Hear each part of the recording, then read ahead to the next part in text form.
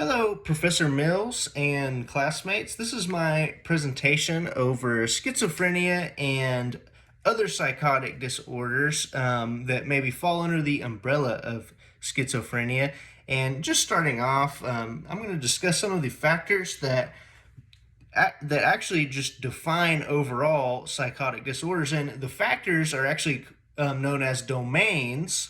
And the 5 domains of schizophrenia and other psychotic disorders are delusions, hallucinations, disorganized thinking, abnormal motor behavior, and negative symptoms. So, first and foremost, delusions. So, persecutory delusions are the most common with schizophrenia, and that's kind of the idea that, someone who's a schizophrenic patient might think that just a weird delusion, a bizarre delusion, because everybody kind of has some kind of a delusion, but these are bizarre delusions. Like they might obsessively think that Britney Spears has a crush on them or something like that. Now that's a bizarre delusion, and they really believe it. They day-to-day life that it actually changes their way of living, that Britney Spears might have a crush on them. When I say persecutory delusions, that actually means that they are fearing that they're in danger of something, like the government is hunting them. Like their TV has a camera in it, and the CIA is watching. That's a persecutory delusion. The next domain, if you will, of psychotic disorders is hallucinations, and typically with schizophrenia, hallucinations are auditory hallucinations, and many people with schizophrenia have described hearing crowd noises in the background. Sometimes they like the crowd noises because it makes them feel less alone, and sometimes the crowd noises say mean things, and it becomes very problematic and can change their way of life. And that's why antipsychotic medication is so key for people with schizophrenia.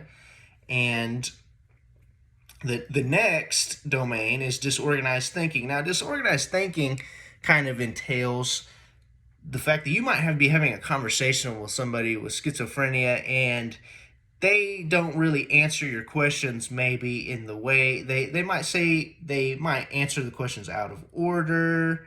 They might switch topic to topic, like they might come back. They really are not they're conversating in a bizarre way. And of course, they might not really answer the full question you ask. They might only answer what they want. Of course, schizophrenia is more of a cognitive problem, and so they can't really understand that their answer is not a sufficient answer to the question. The next domain is abnormal and grossly disorganized behavior. So disorganized behavior would be like they might out of nowhere be laughing, and they just uncontrollably cannot stop laughing, and they might engage in childlike silliness, random agitation, like they might get mad and throw their phone randomly. The biggest and most common scene in schizophrenia is catatonic behavior, and that's just the decrease in maybe consciousness, awareness, reactionary actions from the environment are what cause catatonic behaviors. And that would be like some schizophrenics will just sit on the ground, motionless, seeming to not have any sensory information input from their environment, and that's causing them to just kind of almost be in a zombie-like state, maybe just sitting there staring off into space. Mutism, they're not talking, and that might be another behavior characteristic of schizophrenia is they might just not answer you. They might not even realize but they're just not going to answer because they don't want to.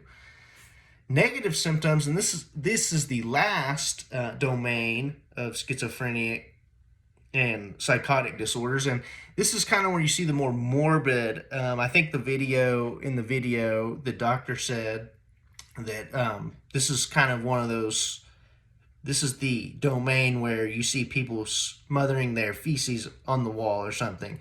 And that's also decrease in emotion and expression. And again, it kind of goes hand in hand with catatonic behaviors, and the kind of just stationary, doesn't really do a lot.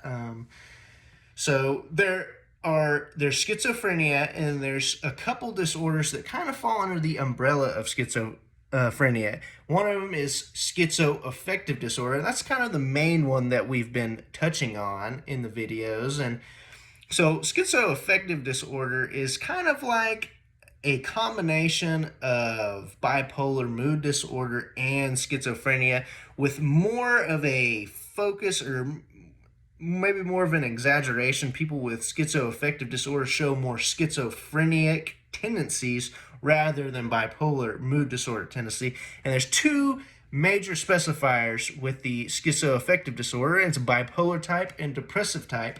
And it's important for us to remember that schizophrenia is on a spectrum, and every other sub disorder that it entails is on a spectrum.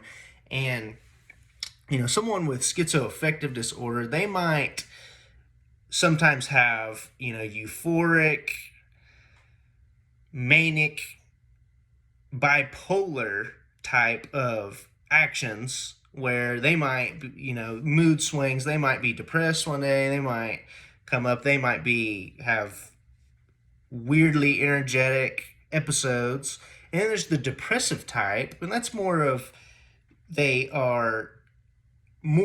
they're depressed with coupling the fact that they have schizophrenia. And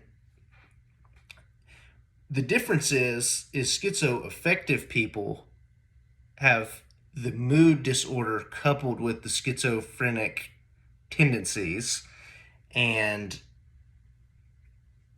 true schizophrenia patients will not be as mood oriented, and not nearly as mood oriented as someone with a schizoaffective disorder.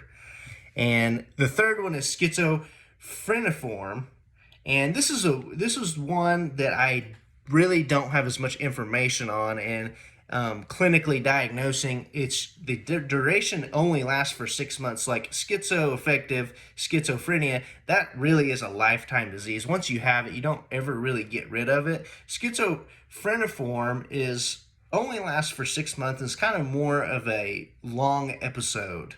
It's pretty much basic schizophrenia, but just for a 6-month period. And it's very important.